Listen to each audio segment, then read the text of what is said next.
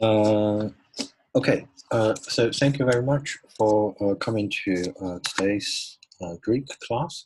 And today is our ninth Greek class.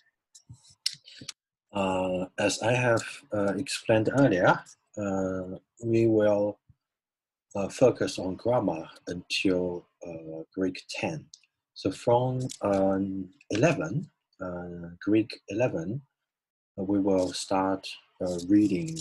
So 11th Greek class. So from our 11th Greek class, we will focus on Iliad. So we start from the very beginning. So from 1:1, yeah. So from book 1, yeah. And we will analyze the text in greater detail with the help of the famous, I can show you.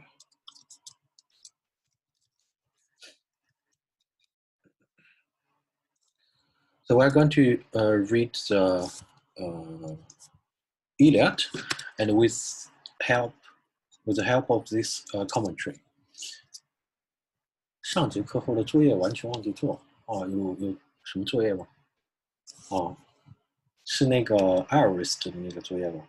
是。So actually, when we're reading Homeric, when we're reading Iliad, we will use this commentary. So this is actually the most authoritative, the most important commentary, and also with text and translation. So I can show you the text. It looks like this. So this is a book, and for each book, book, I mean, book 1, book 2, yeah, there are actually 2 volumes.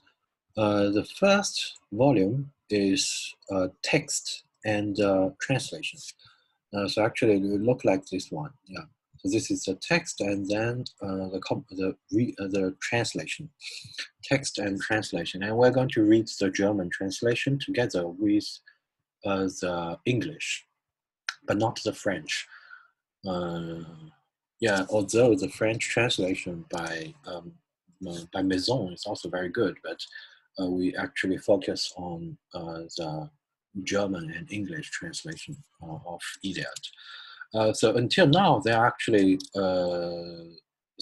these. I haven't counted them, but if you are interested, I can. So about 24.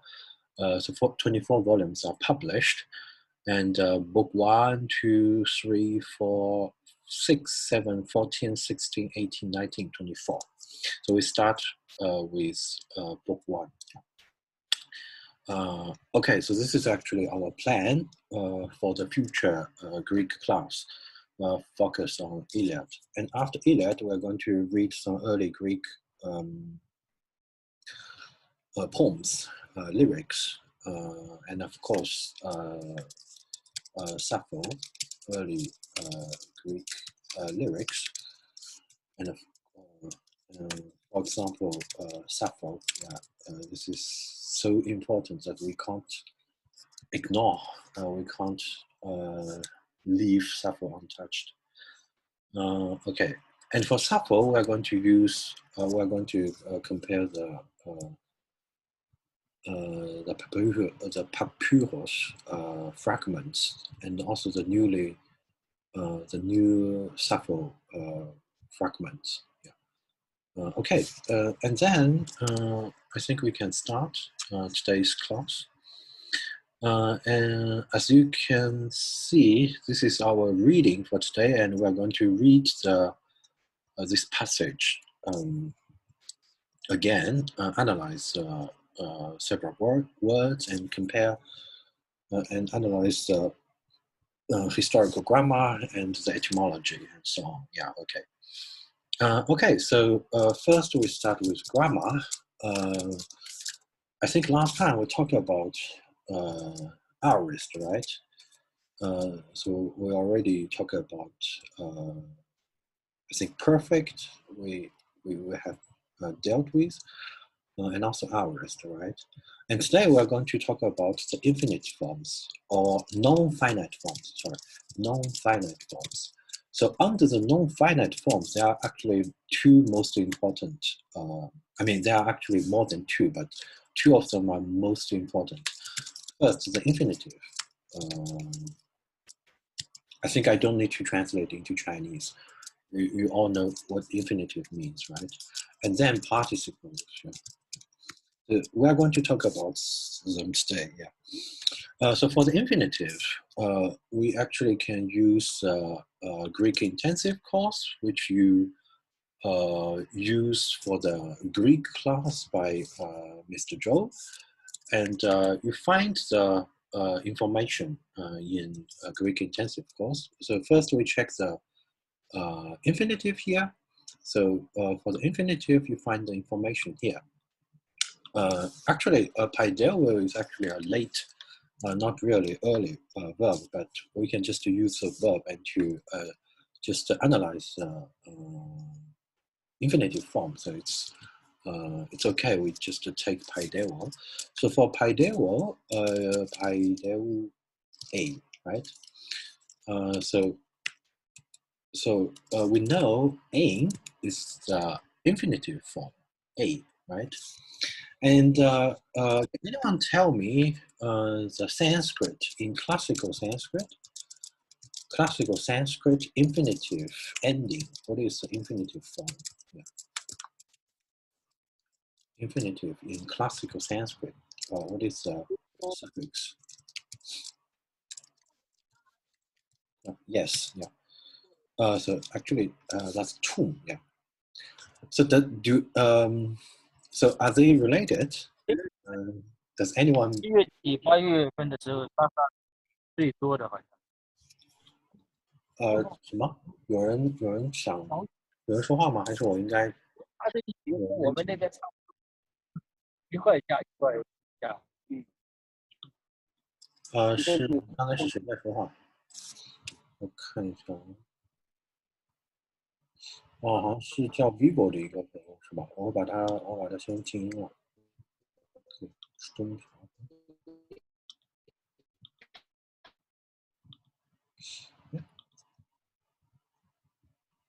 等一下。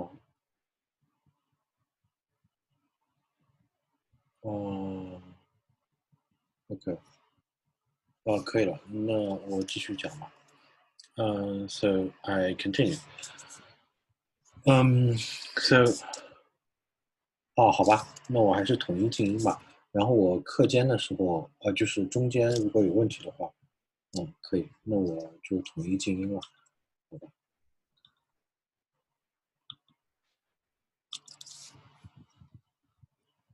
Okay. So we start. So in classical Sanskrit,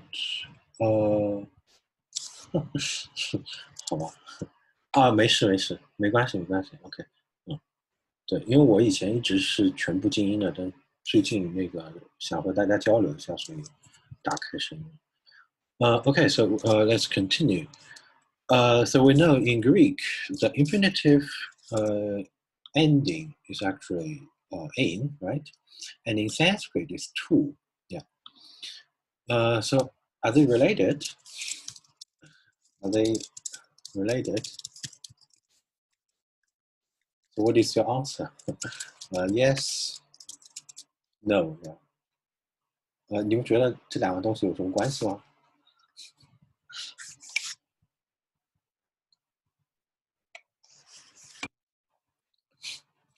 大家可以猜想一下。没有关系，对吧？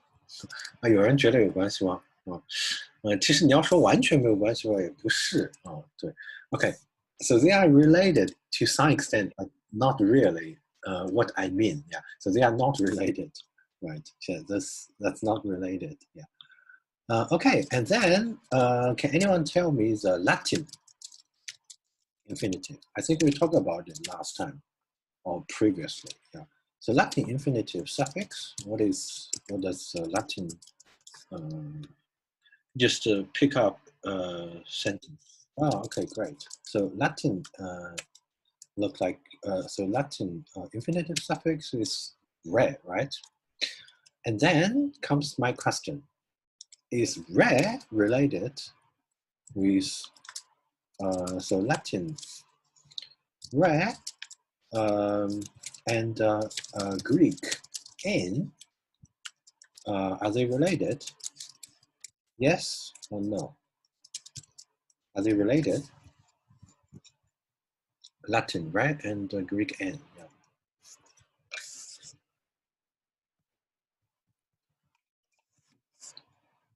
Oh, okay, your instinct. So what about the instinct of others? Yeah. So what is your instinct?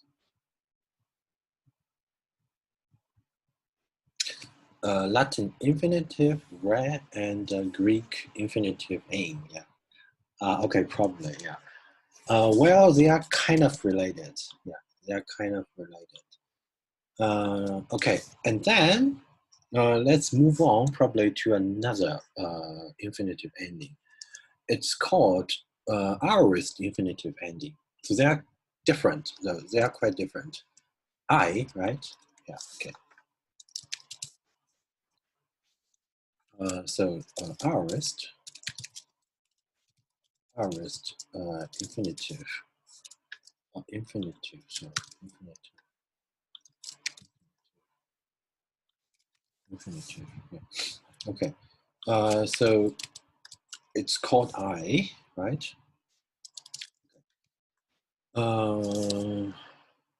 Yes, I think probably now it's enough. So let's first explain what is infinitive. This is a kind of fundamental question. So what is actually infinitive? So infinitive actually means something which is not finite.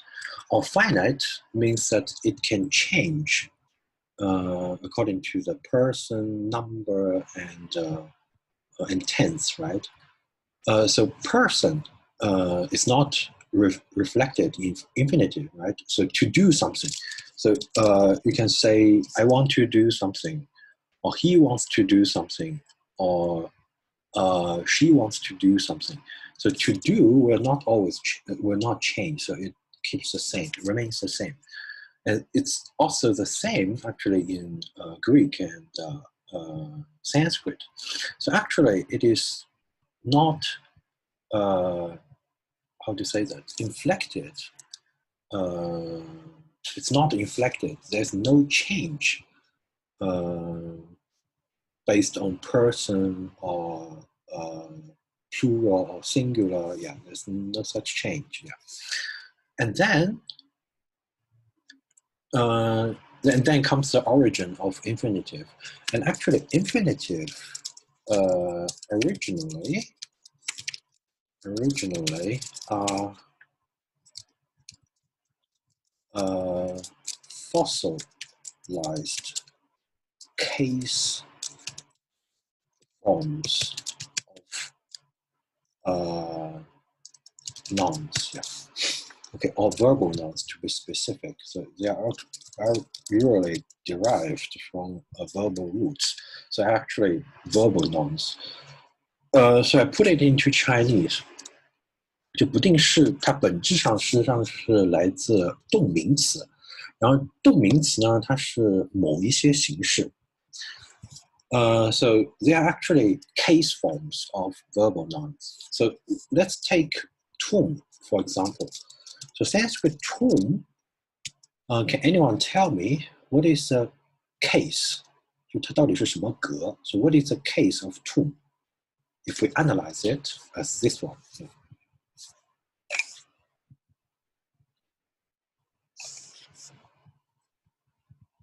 Yes, it is actually accusative.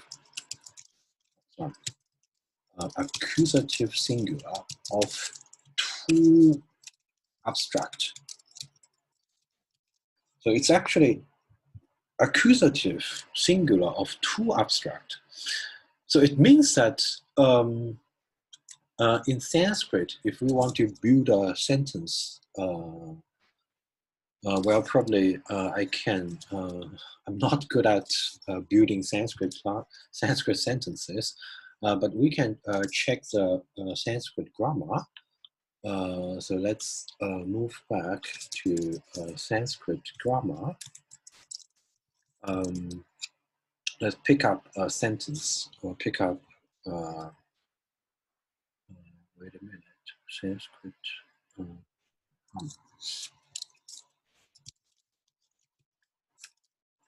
Infinitive.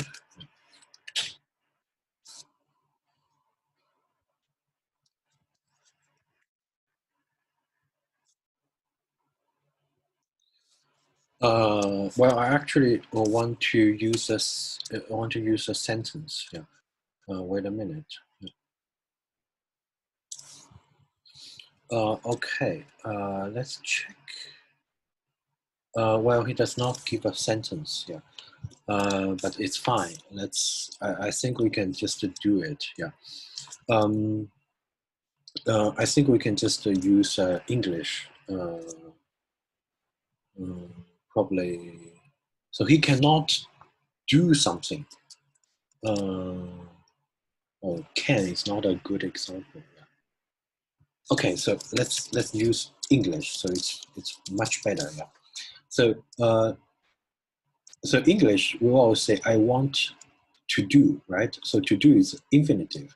So in Sanskrit, it looked like originally I like doing something. Yeah. So like I want doing. Yeah. So it's just like this one. Yeah. So tum is actually originally a verbal noun. So you use a verb and then you plus infinitive. It looked like a verb plus a verbal noun. 就是动名词，就是你相当于想做什么事情，然后这个想的话，相当于如果接不定式，就相当于接了一个想做什么事情。这其实用中文很难讲。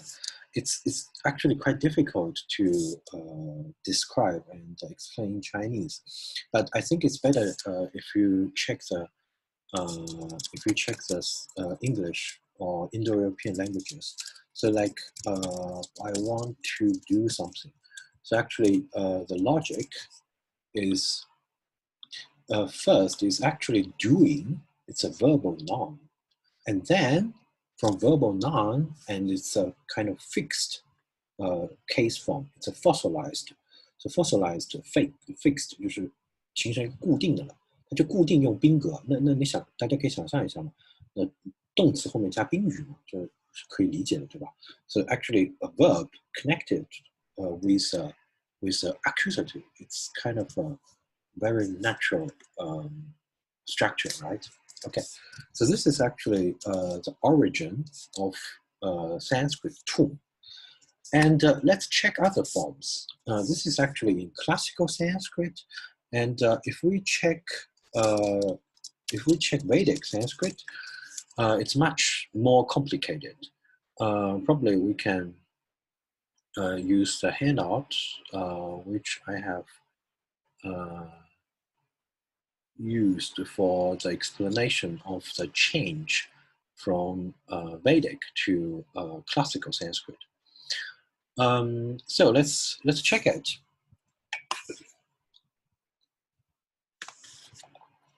I'm sorry, it's Chinese, but I think you can understand the English. It's fine. So in classical Sanskrit, we only have two, but in Vedic Sanskrit, we have 13 different forms. And tum is, of course, also attested in Vedic Sanskrit, tum. And besides tum, because tum is the accusative, right? And besides tum, we also have another ending called And probably you all know, it's kind of the neuter accusative, right? Or you can also say it's masculine accusative, but I think neuter is probably better. 就中性的词很可能是更可能一点，因为中性的话表示一种抽象啊，大概这种概念。Okay. And actually, if you check the Vedic situation, you see accusative is not that popular. much more popular is dative.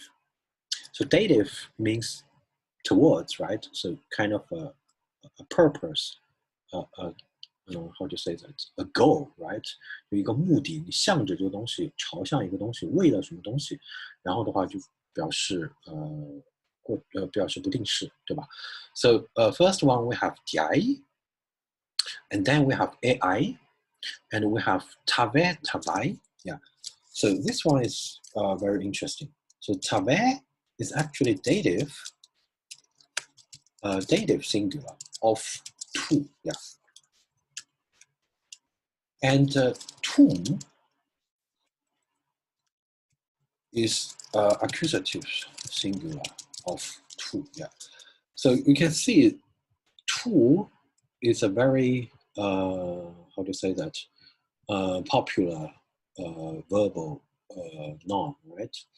And it describes the action, right? Doing or making and something like that. And then you also have ti. This comes from ti, and also taye. Yeah, taye and ti, they come from ti, right? And also you have aye, and aye comes from e. Yeah, e, the e stem. And then we check it. This ase and se. So ase and se. So ase and se. Do you have any idea? Latin. Check the Latin forms. So this is Sanskrit, right? So this is Sanskrit, and then Latin. We have re, right? And this re, sometimes if you have a third declension, you have error, right? And this goes back to AC. Yeah. Okay. Yeah. AC. Okay. And this is actually so this is dative, right? Okay, dative singular, and in Latin it's actually locative singular. Yeah. So this is basically the difference, but connection between Sanskrit and Latin. So they both come from a S stem. So S stem is also a popular way to build verbal nouns. So S stem are actually neuter and abstract. Yeah, abstract. Check the manas, right? We have in Sanskrit manas, and we also have in Greek menos, right? So it's kind of very productive way, S stem, to build neuter and abstract nouns. Right? Okay. And so these two forms are actually connected, both from the S stem, but Sanskrit, it's a dative, but in Latin, it's a locative. Yeah. Okay. Yeah. So do not be misguided by the simile. How to say that? The correspondence between Sanskrit and Latin. So Latin air does not correspond to Sanskrit air. They are two different things. Okay. Okay, and so this is dative, and you also have another infinitive called mane, and also vane. Yeah. Okay. And mane and vane, these are actually from how to say that? From man, abstract, and van, abstract. So they are all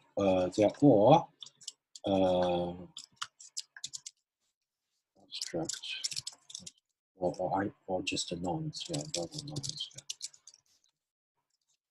Okay. So we have man and van, yeah, and this is actually productive suffixes. Check atman, right? I think you know atman. Yeah. Okay. Okay. And then there's also a interesting form. It's in Sanskrit. We have another form called Sani. Yeah, and Sani in this case is locative, right? So it's again locative.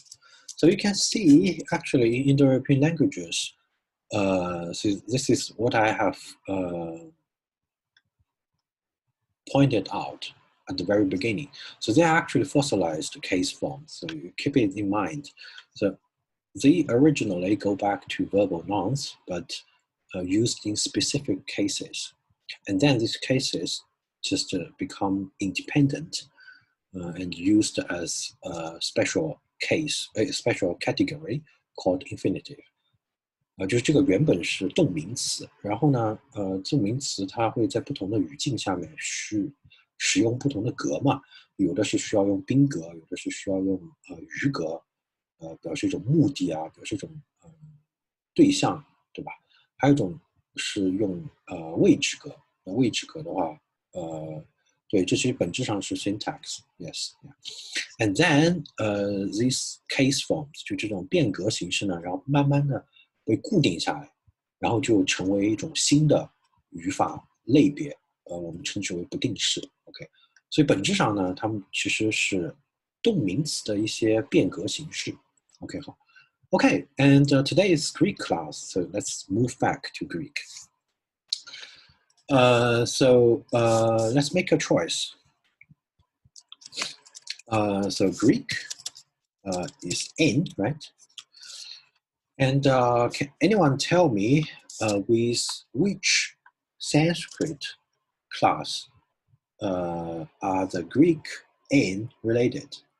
So you have already neglected, you have always rejected tum, right? So we have actually one. So this is choice, first choice, ase, and then two, mane, and three, vane, and four, sani. So what is your opinion? So with which or with which ones is the Greek in related? Sanskrit ase or se, Sanskrit mane or vane, or Sanskrit sani? What is your guess? Instinct again. Okay. Yeah. So four. Okay. 我没有说单选啊，就大家可以再多选一个。但我一般说这个话的意思就是暗示大家可以多选一个。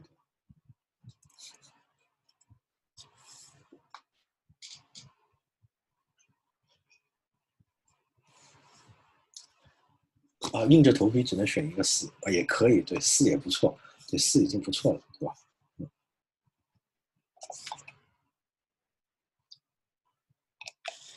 多选一个三 ，OK， vane，不错，选 vane 的话还是怎么讲呢？怎么讲是会思考过，因为怎么讲就是比如说 ver 在那个ver 在希腊语当中会消失，对吧？这个其实是一种很好的想法，对。好，那我还是来说一下吧。那个 aim 这个呢，大家可以想一下，它我们来分析一下。aim 的话，它事实上是由 a 加 in， 对吧？a 的话，那事实上原来本质上呢，它是一个长音的 a。那这个长音的 a 呢，当然是来自两个 a， 对不对？就是一般是来自两个 a， 所以它原来是这样的一种形式。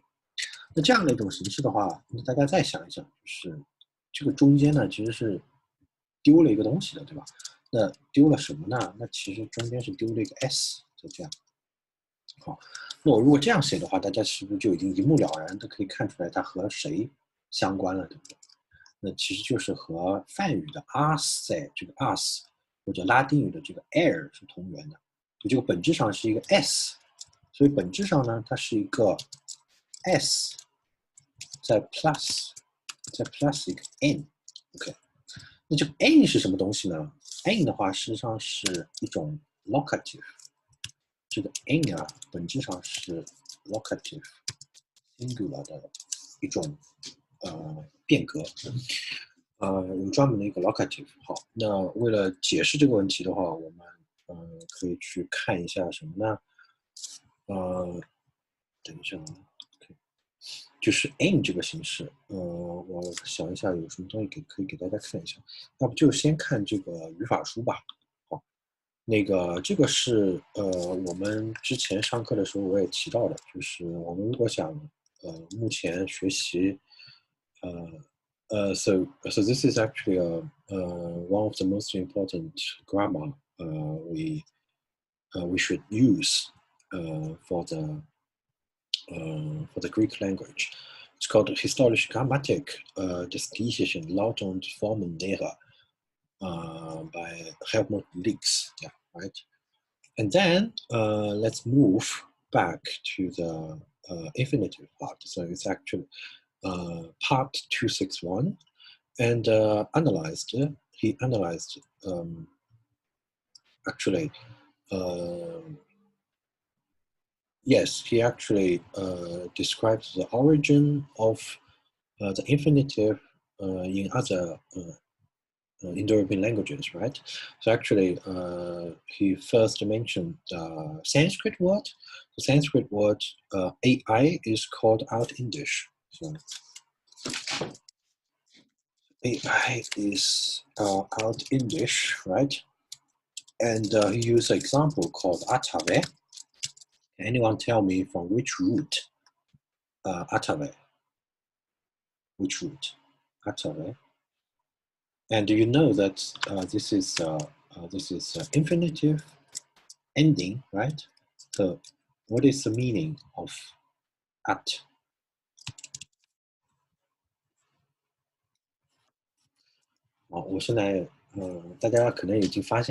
Okay, that's great. Yeah. So actually it means to eat. Yes. Yeah. So at plus tave, and you have assimilation, right? So the t to double t, so assimilation. Yeah. And then, so what is the meaning of Gothic Baidan? So this is Gothic Baidan. Can anyone tell me the meaning of Baidan? You can just guess. Okay, I think it's so similar to Sanskrit and also to Greek. If you check the form, yes, to bear. Yeah.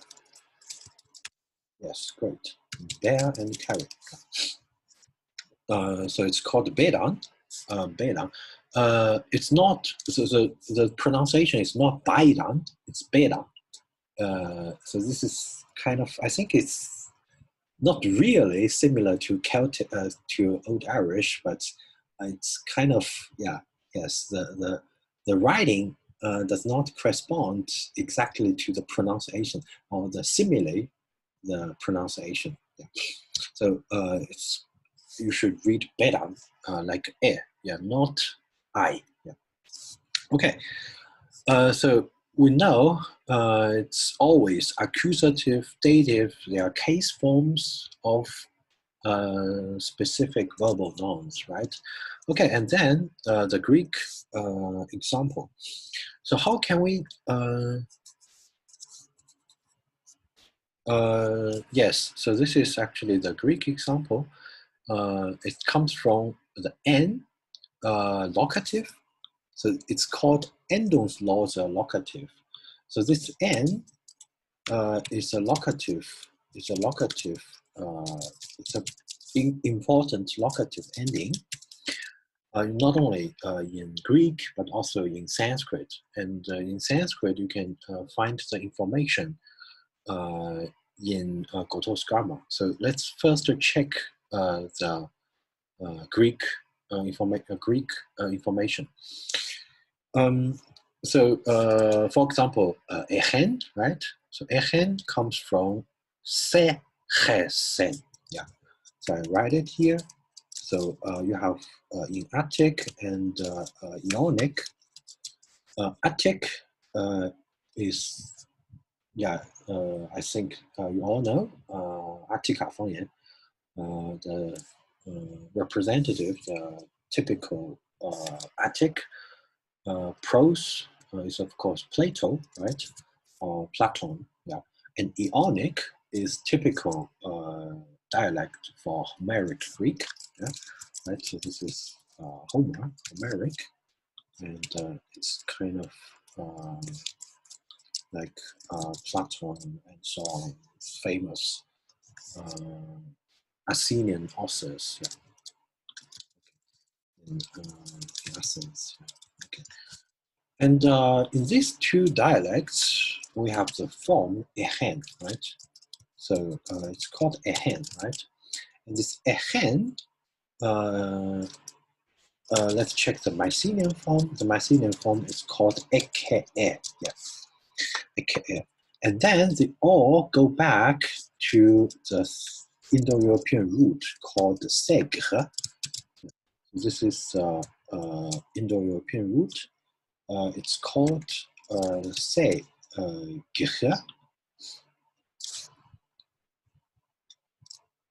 So this is the Indo-European root, segre.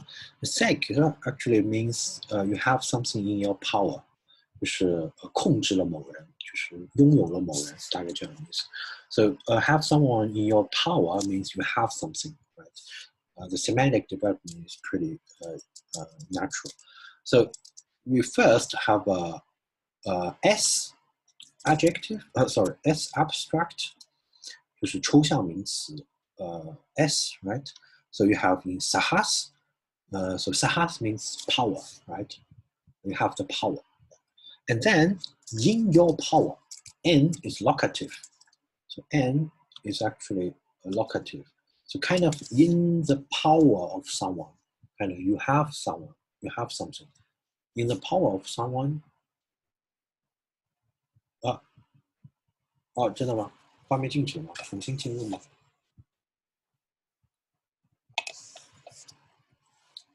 出现问题了吗？需要我？没有吗？好 ，OK， 那要不我继续吧。Okay, and so actually you find the the meaning. So originally it means power, and locative means in power. 就是in power, yeah, and in power of someone. So I have something in power means I have something, right? Yeah. So this is actually the origin of ehen. So what occurs in Greek is actually the development is pretty obvious, right? So se, so s disappears, or first becomes a h, and then this h disappears, and gh becomes kh. So this is also a typical development in Greek. So actually in Greek, the gh becomes a kh, yeah. Okay, but not all the g, and g becomes gamma in Greek, but gh becomes a kh, yeah. Okay. Okay, and then s is s, but s becomes a h sound, right? And then disappears. So s between vowels disappears. 就是元音之间的 s，在希腊语当中它会消失。Okay, and then we have ehen, yeah. So ehen, yeah. So this is why we have it. And then this sen is actually related with Sanskrit neshani, or this neshan. So actually this is the suffix sen, and then plus locative ending e. So they are both locative, but in Greek it's just this locative, but in Sanskrit you use e locative. So in Greek we have, or in Sanskrit we have neshan. Okay, so this is one infinitive, and in And in Greek, we also have other infinitives, like this one, men. And a very important example is this word called amen. And amen comes from S. So we have in Laconian and also in Alien, Elis. This is a place called Elis. Yeah. But I forgot where it is. We can probably check the map of the Greek dialects. So that's a map. I think you all have. You have seen this before. So this is a map we have already checked, right? So Alice. Wait a minute. So Alice is here in Peloponnese, 伯罗奔尼撒这个左边或者西边嘛。Kind of close to, so this is actually area called Elis, right? Okay, and Laconia is here. So basically, in Peloponnese, we have the form men, right? Amen, amen, yeah. Okay, and then we have another form called, so you can help it.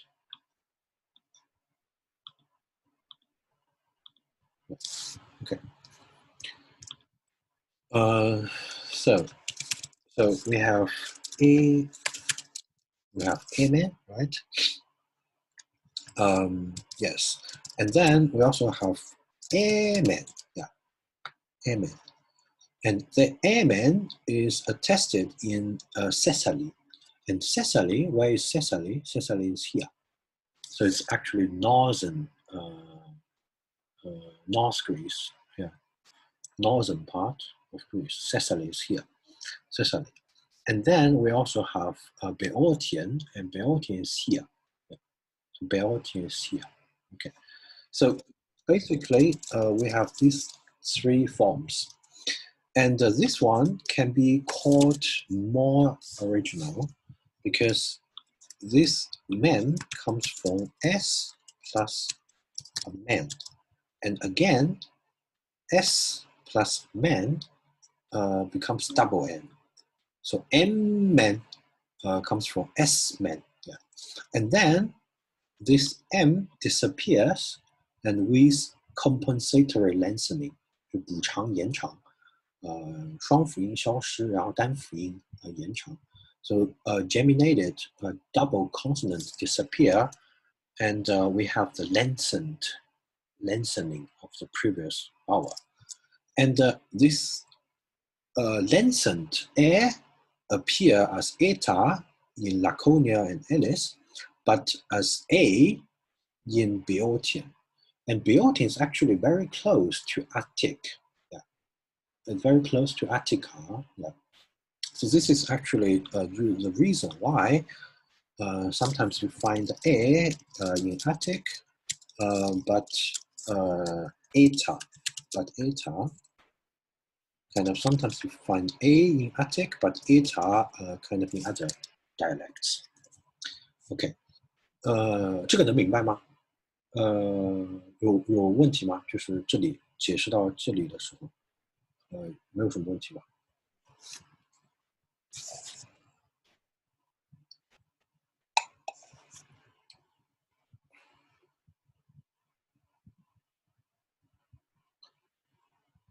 你们可以听到吗？还是网络出现问题？没问题了。好，好像有延迟是吧？可能有点延迟。OK.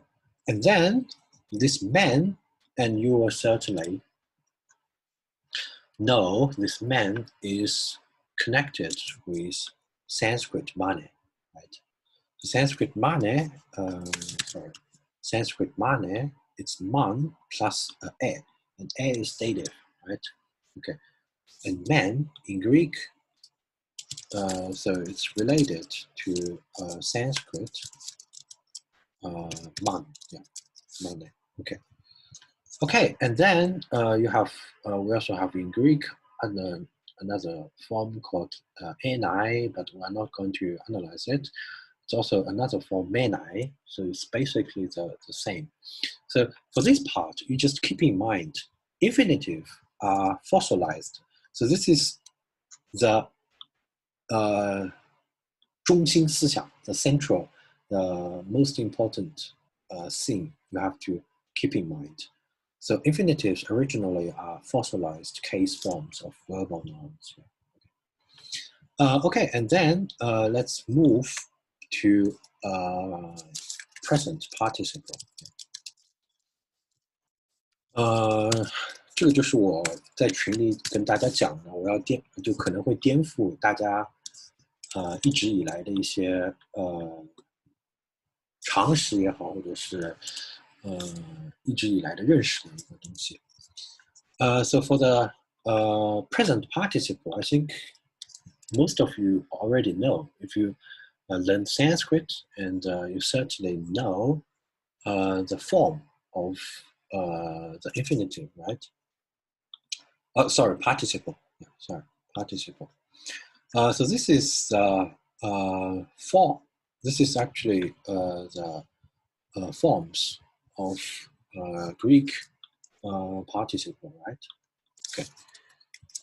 The Greek participle you find like nominative singular. It's called on, right?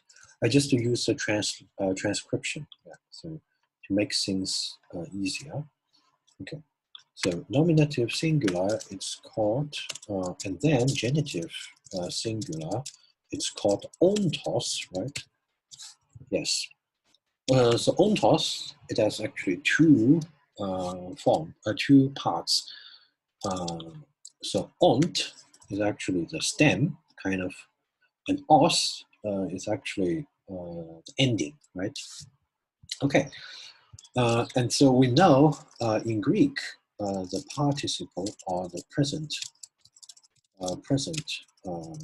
participle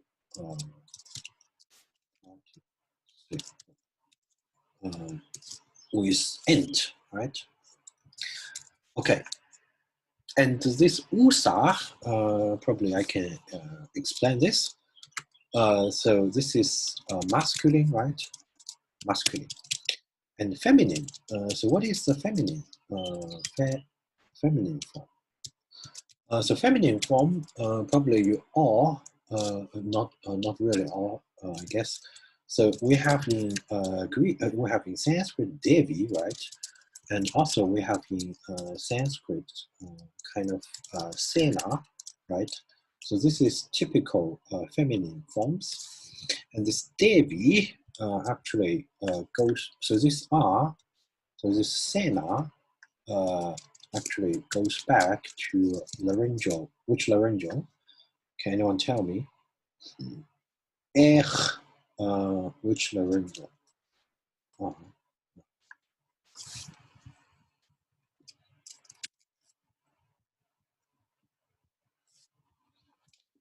Yes, yeah. Laryngeal 2, yeah, great. Okay, and then Devi. So what is the ending of Devi? So Devi actually comes from this form, yeah. Okay, Ich. So this is basically the origin of feminine, because feminine in origin they are collectives, right? So feminine in origin, collectives. Collective, 集体名词. Okay. Okay, so we have the form ich, right? So what is the result of ent or ont? So probably I put the all here. Oh, sorry. All, yeah, all, yeah, right. Okay, all, and then sorry, and then ich. Ich, yeah. So what is the result of ontil? Ontich, yeah, ontich. So what happened in Greek is that second laryngeal becomes which sound? So what is the result in Greek of H2 becomes which vowel in Greek?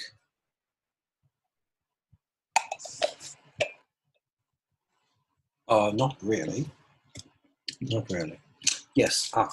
Okay. So this becomes ah. Okay. And then tia and t. Yeah. Okay. So for this, probably we can have other examples. I think you all know what is metathesis, right? Metathesis. Yeah. Metathesis means you change something, right? And it comes from meta and thesis, right? And this cis is a productive verbal noun, also in Indo-European languages. It actually comes from t, yeah. Comes from t, yeah. So c actually comes from c. So it's just like this one. So actually, it goes back to s, yeah. So and then it becomes onsa. Okay, onsa, and originally probably yeah, ons, yeah, right, yeah. Okay, and then this onsa, check it. Here is a nasal, right? Here's a nasal, and here we have two consonants. So what happens is actually osa. So onsa becomes osa, and this osa is written as usa in Greek. Just to compare the case, a written as a in Attic. So a is written a in Attic, and o is written u in Attic. So this is the reason why we have usa here. Okay, so this is feminine, but we are going to explain nt, right? So if we check the Sanskrit grammar, probably you all know what is the participle of balam, of bar. So can anyone tell me the participle? You just tell me the stem. The participle, sorry, the participle stem of bar. So what should the participle stem of bar look like? Bar.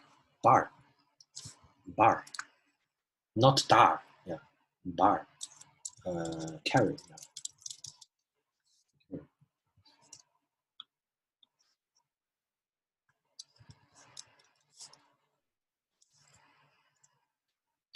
Well, we can check the grammar. Wait a minute. Okay. Yes. So this is grammar.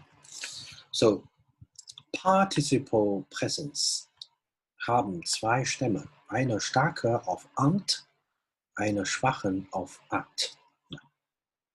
Okay. So for bar, we have the participle of called barant. This is form. Okay, and then let's come to something which is against your common sense. So bar called carry, right? Is it true or false? So nt. So nt means doing something, right? Is it true or false?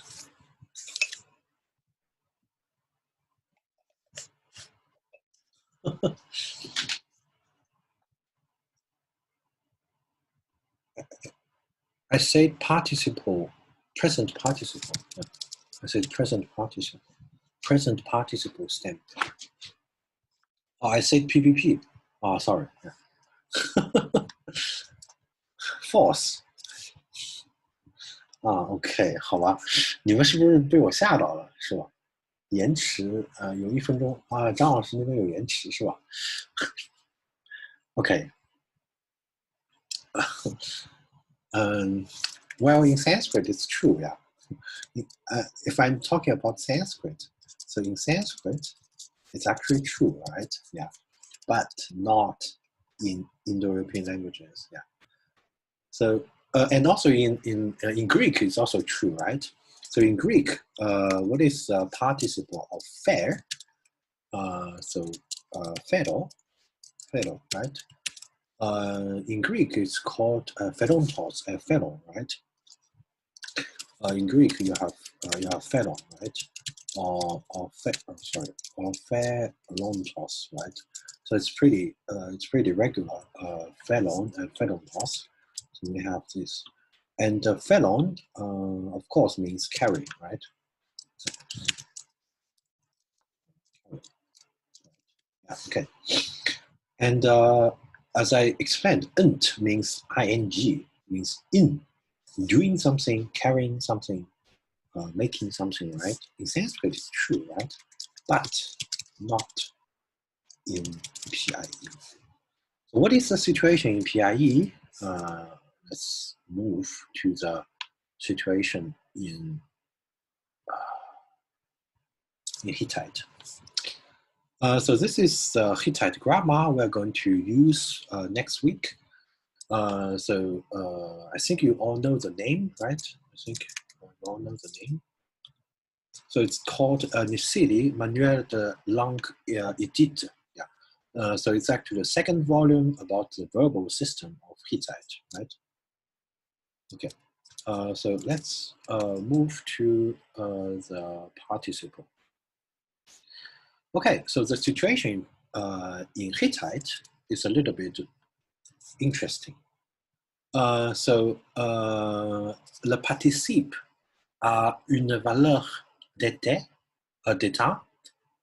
passif pour le verbe transitif. Yeah. So for the transitive verb, it has passive meaning. So in Hittite, participle for transitive verbs, passive. So what is the result? So what is the translation? So there's a word called warch, and warhunt. So warch means to hit, right? Frapper, yeah, frapper means to hit, yeah.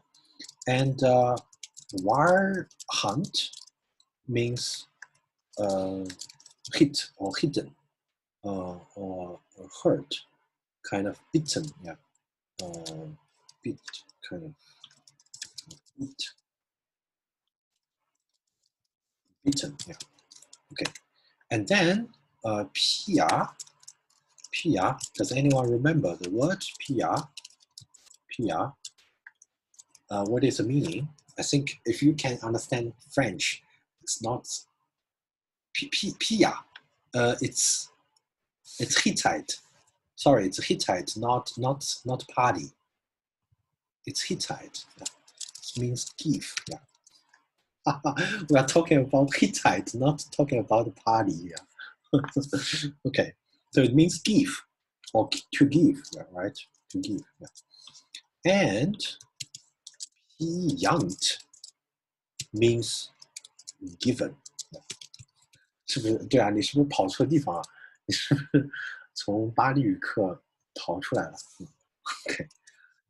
And then there's another word, adont. Adont, of course, connected with Sanskrit. So this is Hittite. I have to put it clearly. So this is Hittite. This is all Hittite, right?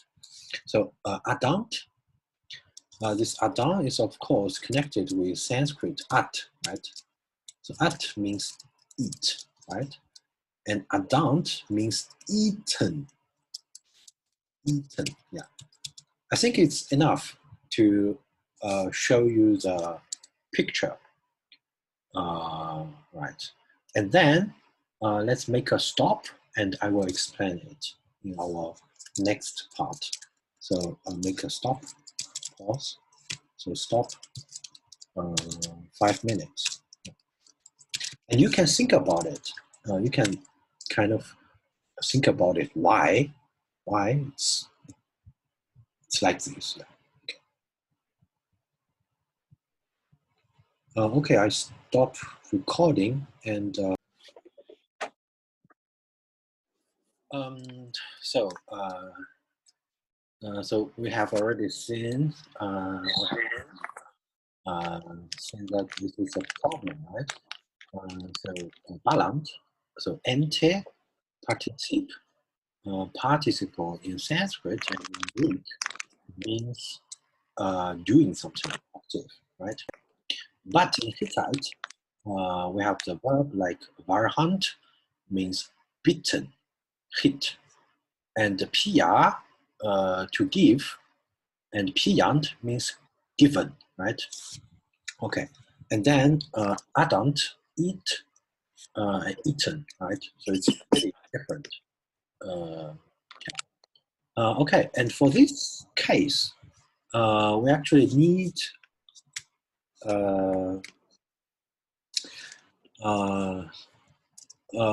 如果我说我解释这个问题的时候需要用到泛语复合词的概念，泛语复合词大家相信吗？ So in order to explain this, I will kind of use the knowledge of Sanskrit compound. Sanskrit compound. 你们有人相信吗？觉得这个 make sense 吗？就是你们能联想到，你们觉得这个问题和泛语的复合词会有什么关系吗？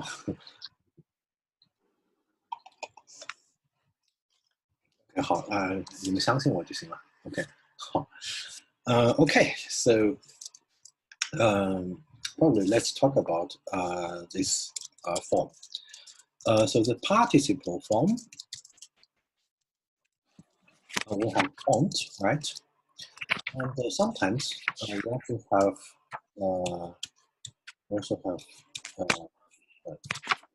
int, right? OK， 我还是先把大家静音吧，不好意思。然后待会儿开始的时候再。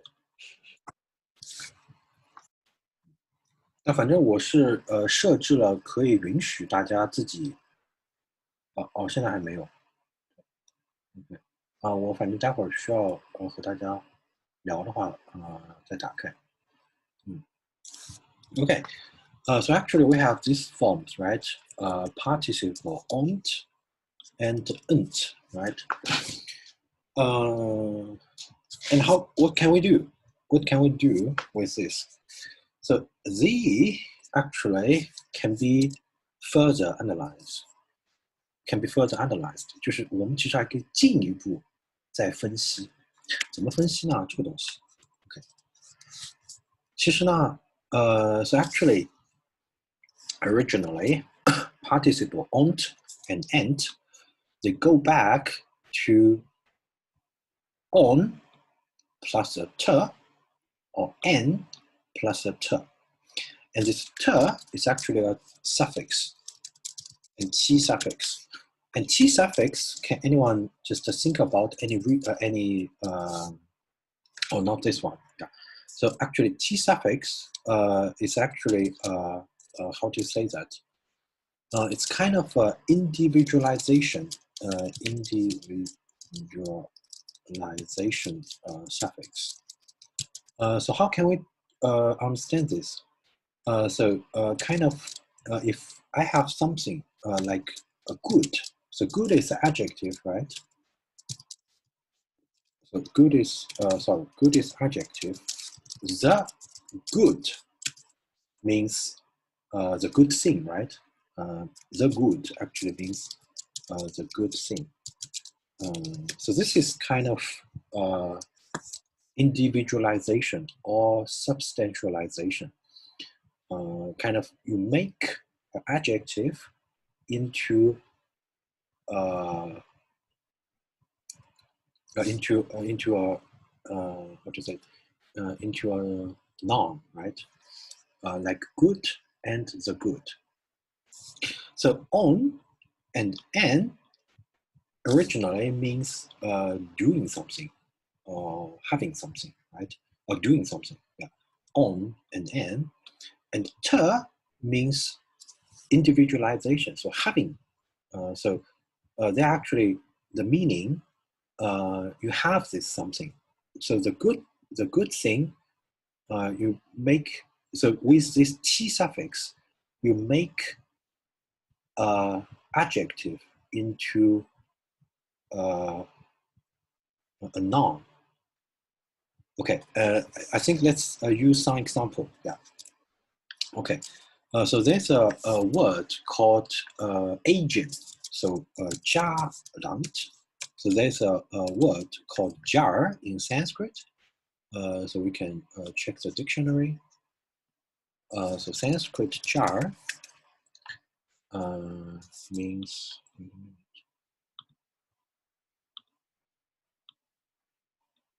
Oh, it's not. But okay.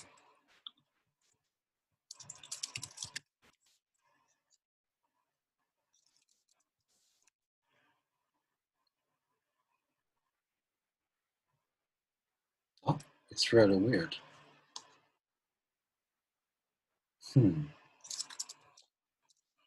Eh, 为什么没有这个词？ wait a minute.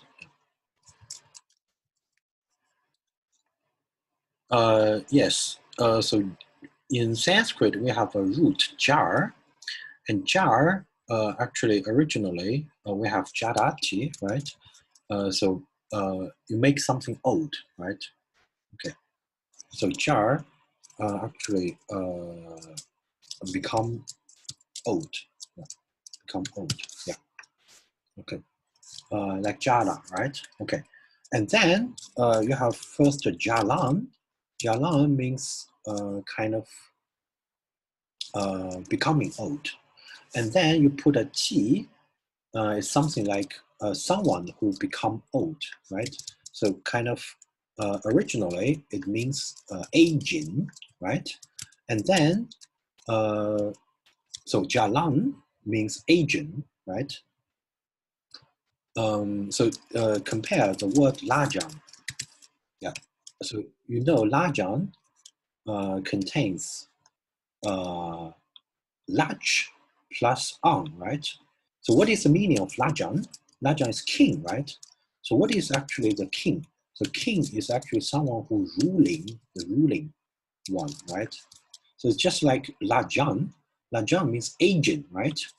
And then you plus a lajant, you make it into a kind of a noun, right? Like good, the good. So lajant means the agent or the agent person, right?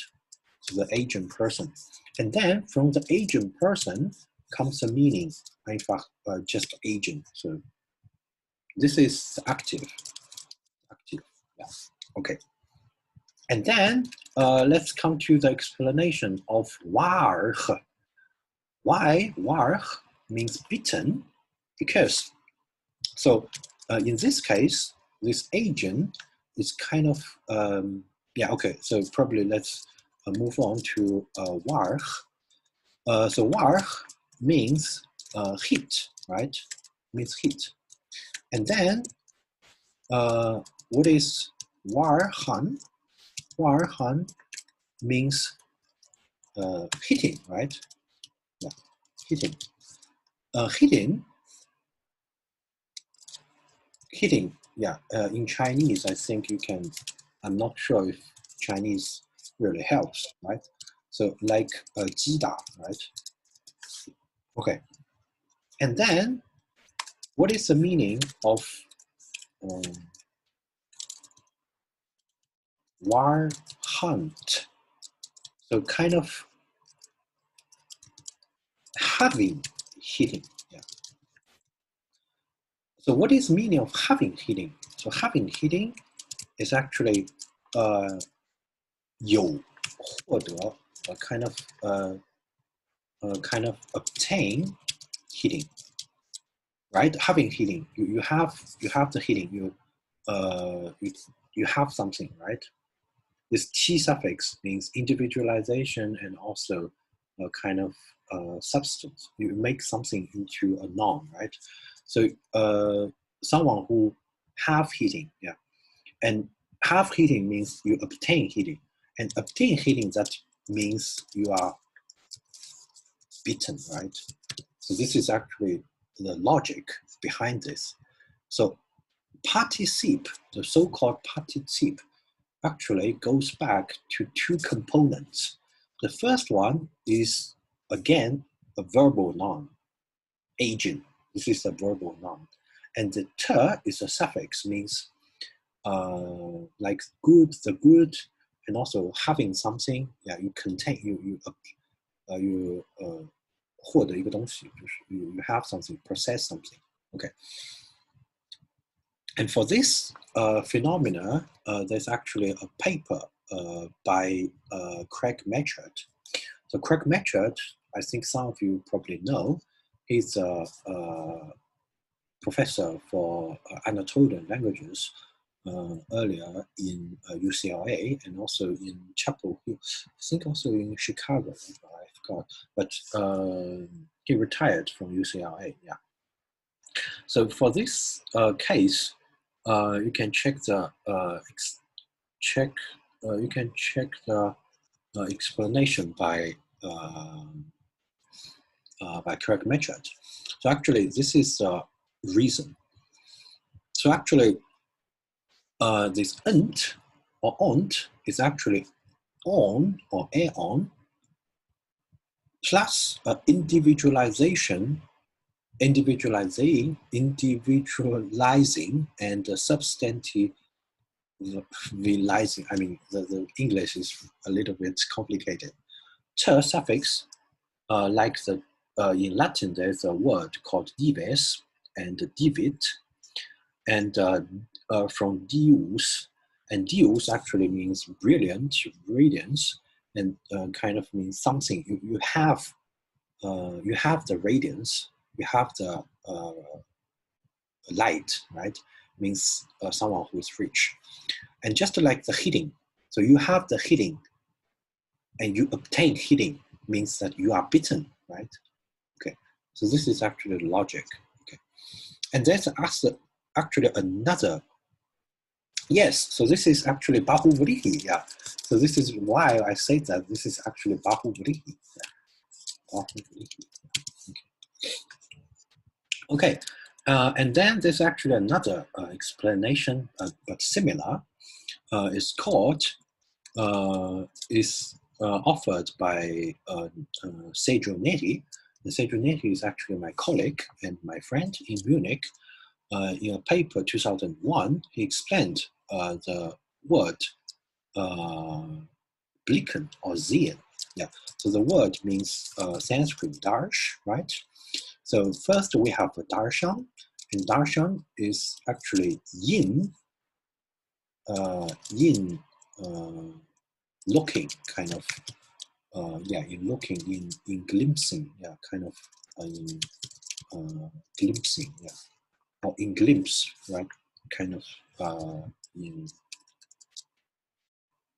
looking, kind of this. So this is n from the n locative, kind of in a state, right, and then comes the t suffix. Or having something. I mean, you have something. Yeah. Okay.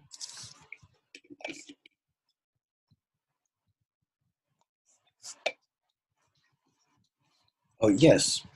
It is actually in linguistic terminology, this kind of compound is called extracentric. So this is the extracentric compound, and extracentric compound means how to say that? The object you describe is something outside the root, outside the word. 就是说，你形容的这个东西，事实上是在这个词之外的。大家能明白吗？就 extracentric 的意思是这个大家想象一下。So first I put it in Chinese, so it's better for your understanding, right? 就是说啊。大家想象一下，这个获得击打，这并不是，这个是一个形容词，对不对？就是来修饰另外一个东西的，要修饰一个人，对不对？就这个人并不在这个复合词当中，就是人并不是击打，对不对？人和击打是两码事，对吧？所以这个事实上是一个本身是用来一个形容词，对吧？所以我们叫那个 extracentric， 就是你形容的这个东西在这个词之外，对。OK， 然后这个呢，我们叫 endocentric。endocentric 的意思就是你形容的这个东西就在这个词里面，所以这个 agent 就是说，发生变老这个过程呢，就是这个人，就这个变老就是这个人本身，所以不会，所以这个就叫 endocentric， 就是你这个人啊，就是这个在这个词里面的，就变老的就是你这个人啊，但这个词呢 ，obtain healing 呢，是说获得击打，然后事实上，我其实不是很确定，能不能解释得清楚，但大家可以，对，就是白霜说了，就是可以用 laptop 这个意思。那 laptop 的意思呢，原来是放在你的膝盖上，对不对？原来的意思就是放在你的膝盖上，但它不是说你的膝盖，对吧？显然不是说你的膝盖，他说的是放在你膝盖上的这个东西，对吧？就这个东西是在你膝盖上的，所以就是OK， so actually obtain healing is extracentric compound, so it means that it describes someone who kind of outside of this word, and it is actually so bahuvrihi is a typical extracentric compound. So I think first you need to understand these two terminologies. So you can check endocentric and extracentric later in Wikipedia or in other books. Yeah. So these two terminologies are actually linguistic terminologies. So they kind of are broader than bahuvrihi. So bahuvrihi is actually one kind of extracentric. Yeah. Okay. Yeah. But probably it's a little bit complicated, but I probably do not have the time to explain endocentric and exocentric completely clear, but I would suggest that you can check these two terms in dictionary or in websites, and then probably can okay, yeah, you can check it later. Yeah, exocentric and endocentric, they are two important terminologies in linguistics. Okay, so this is basically the logic of ent. Yeah. Okay, so this ent contains actually two parts. The first part make it into a verbal noun, and then this ter is the individualizing and substantivizing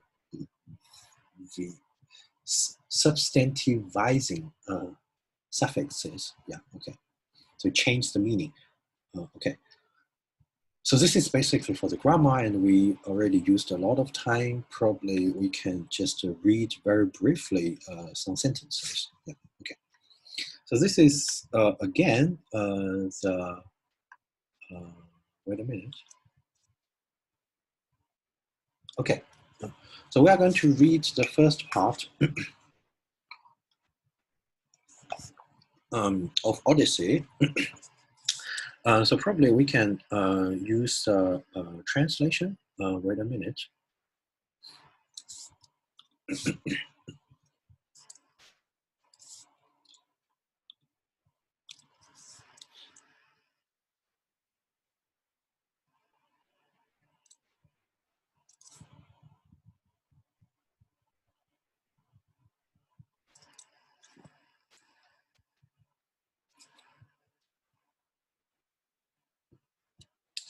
哎，这个网络今天有点慢了，有点奇怪。对。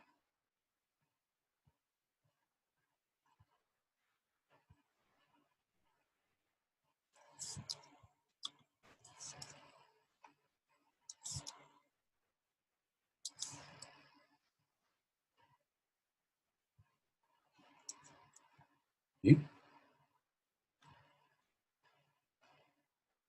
？What happened?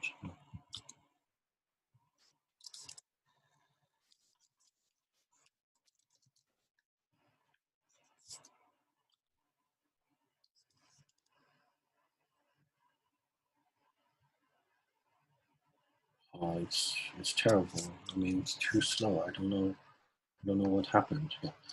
Okay, so again, let's check.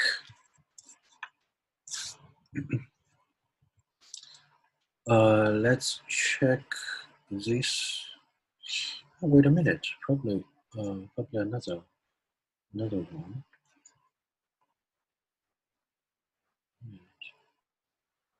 Okay, I think we can check this. We can check this one. Yeah. Okay. Yeah. Okay. Yes. Yeah.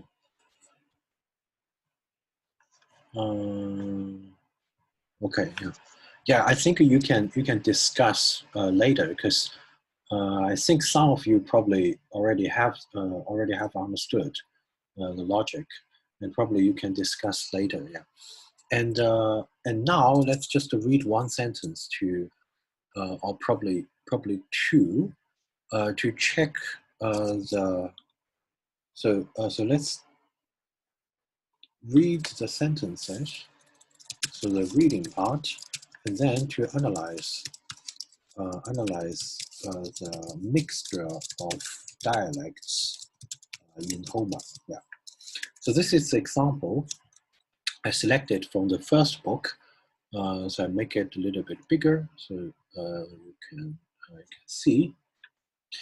So this is the verse. 张老师，你要不要来读一下？我把你的声音打开。张老师要来读吗？张老师在吗？静音了 ，OK， 我把你打开了，那个彩蛋时间又来了，你喂，可以了，听到了，好，张老师读吧，那个Artistoi 那个好，Gardistoi men esan kai gardistois ema konto. Per sin ore goisi kai ekpaglos apolesan。哦，不错，大家可以鼓个掌 ，OK。有点磕巴。没事啊，这个里面还是有很多奇怪的词的 ，OK。Okay, so let's analyze the words one by one. So first word, I think here is actually the translation. We can read first the translation and then we analyze it. So kartistoi means the mightiest, so the strongest. The strongest, yeah. And man is actually kind of, how to say that?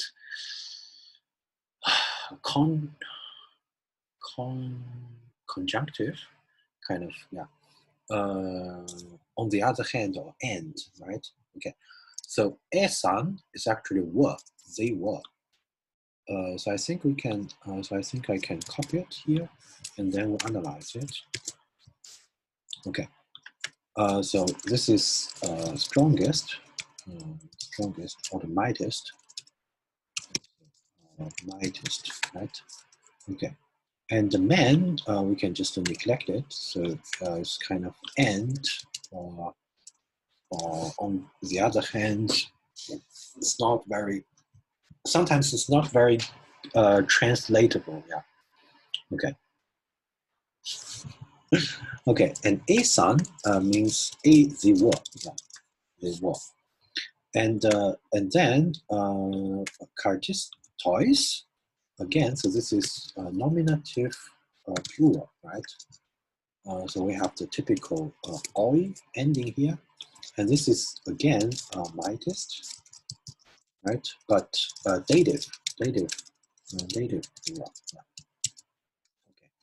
And then this is fight, right? And it is actually imperfect, and middle, yeah. Imperfect middle. So this onto, right? Okay. And then facing, and facing actually means centaurs, but the originally means beasts. I think I can check it. So originally it means actually beasts. Yeah, we can check it.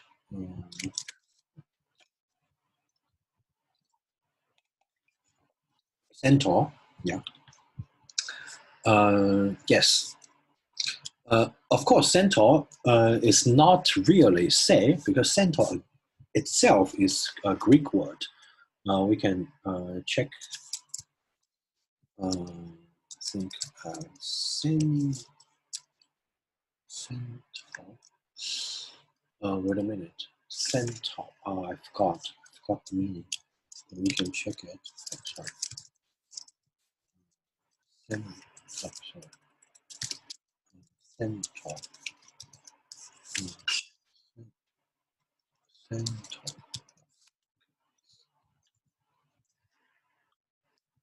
Or Cantor. I should. So Cantor, actually, Cantor is actually in German it's called Cantor, but in English it's called centaur, or in Latin, the English word centaur comes from the Latin word centaurus. Yeah. So so we have the meaning. The meaning is actually centaur, but they are not equivalent, because centaur itself is a Greek word called centaurus, and the real meaning of ser we will explain it later. Yeah. Okay. And then oleskoi. Let's move back.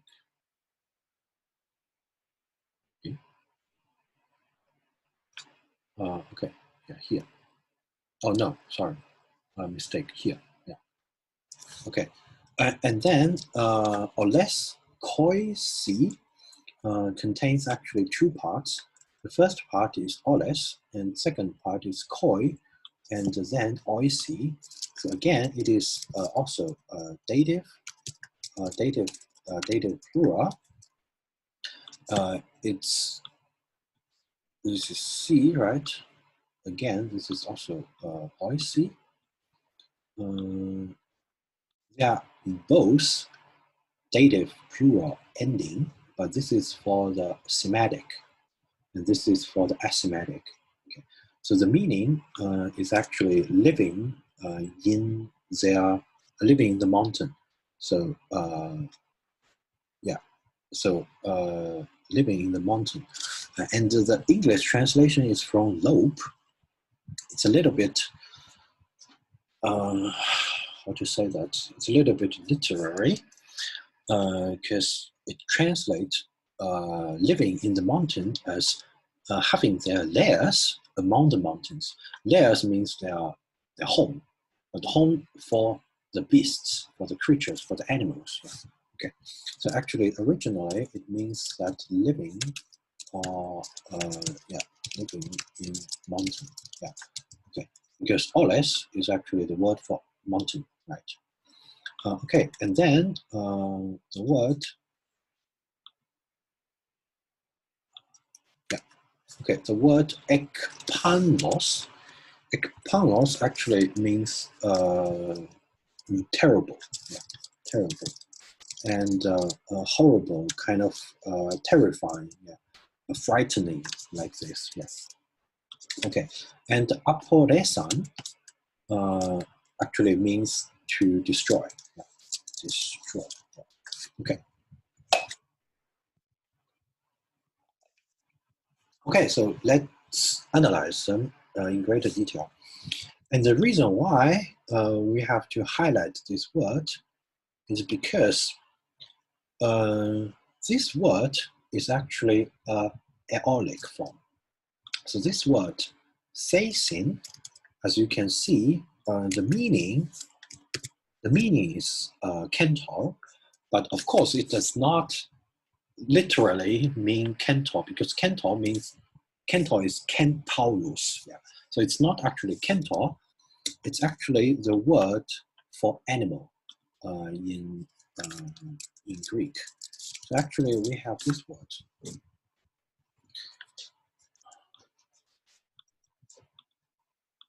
Wait a minute. So this is actually the word called ser. Do I need to make it a little bit bigger? I think probably.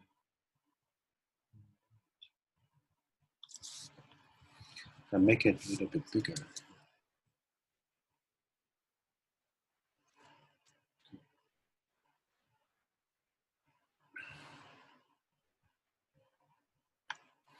Okay, so this is actually the word called ser.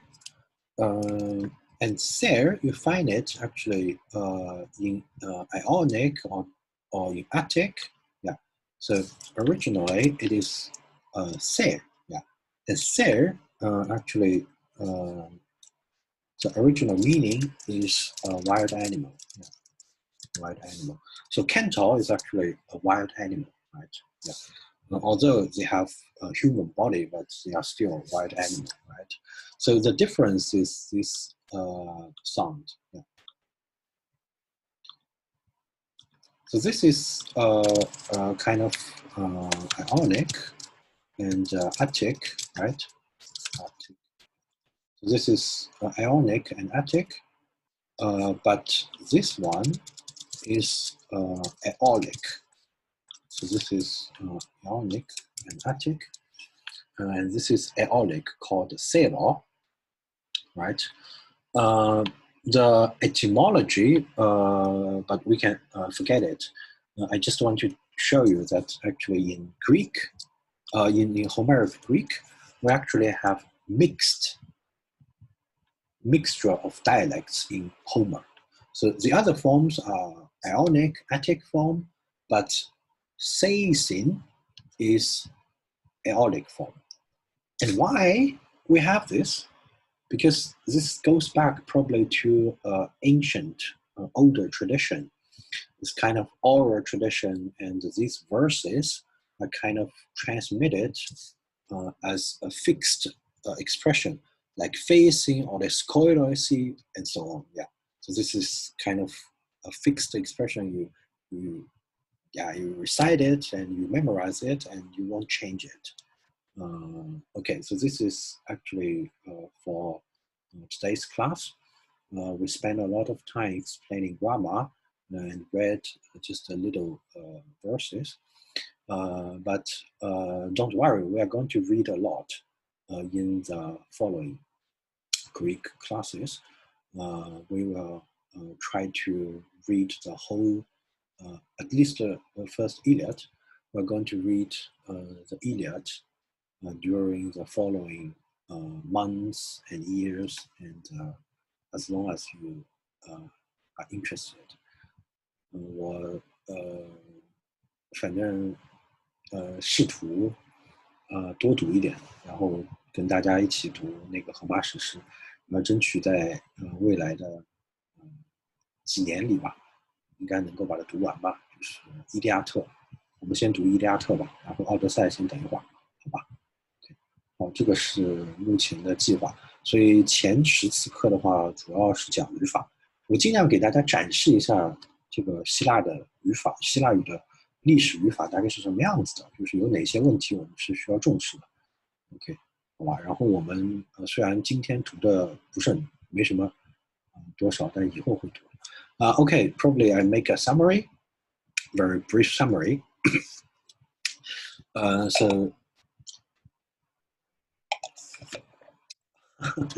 Okay, so today we talk about non-finite forms in Greek, namely first infinitive and then participle.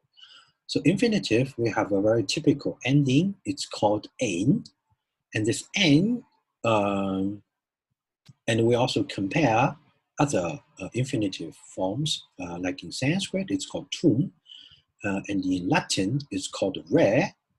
Right? Okay. And actually, they are related to some extent, in the sense that infinitives originally are all fossilized case forms of verbal nouns. And in this sense, tum is actually accusative singular of tu abstract. So just like put it in English, so I want to do something, to do is originally like I want doing something. I do not say English is, this does not mean we should say I want doing.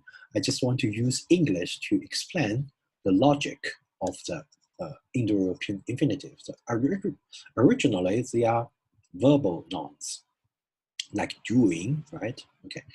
And in Sanskrit, we also compare the different forms, right?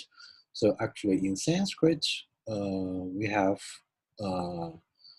so many infinitive forms, like di, ai, tave, tavai, aye, ase. So a lot of them are dative, but we also have ablative, genitive, we also have accusative, we also have locative.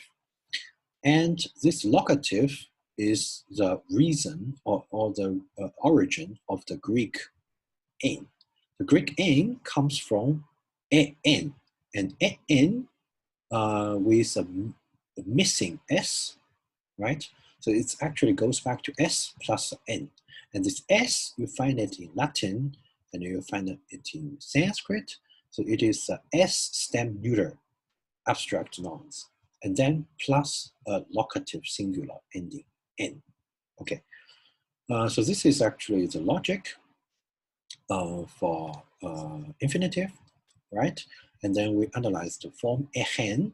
Ehen goes back to e, he, en, and this ehen goes back to sech, sek.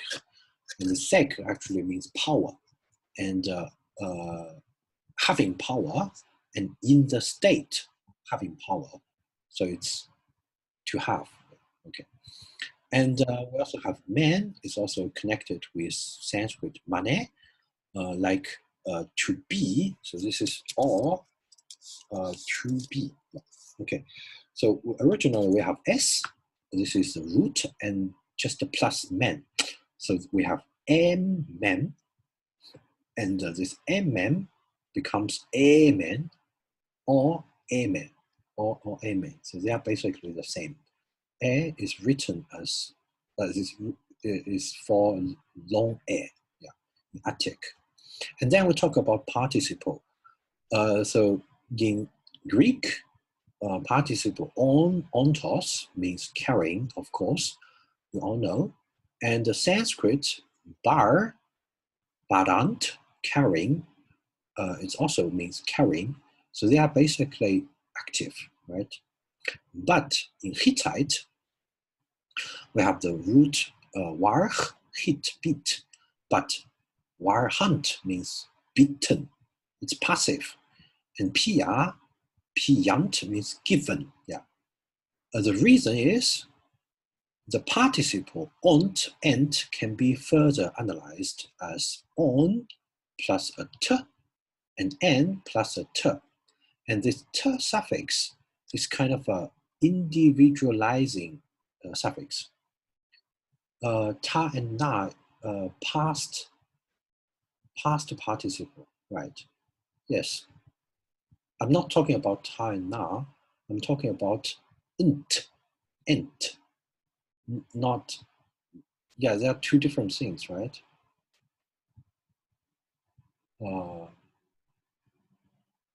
Yes, this is for the answer. I just write this to answer the question of your friend.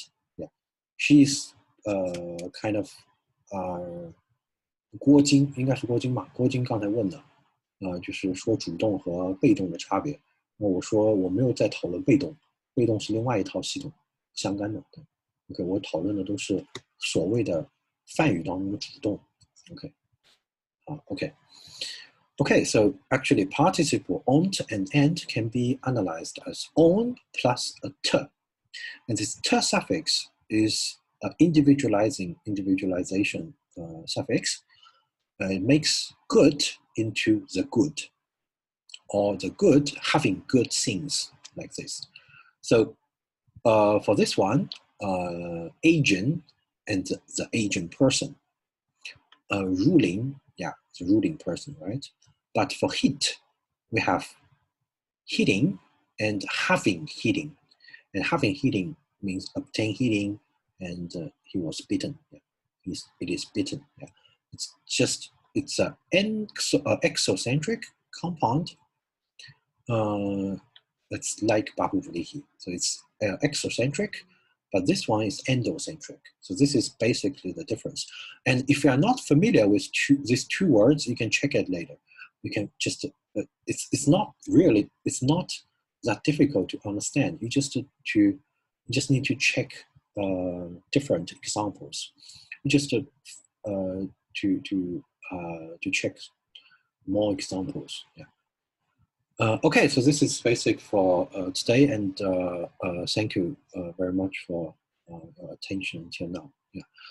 Okay, so have a nice weekend, and enjoy the rest of the evening.